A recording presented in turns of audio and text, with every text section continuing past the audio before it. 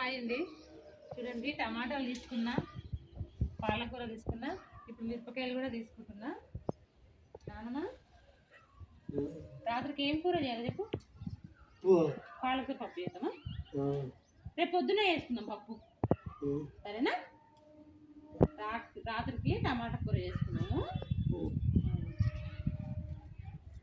మిరపకాయలు కూడా తీసుకుంటున్నా కదా, పప్పు చేద్దాం రేపు పొద్దున.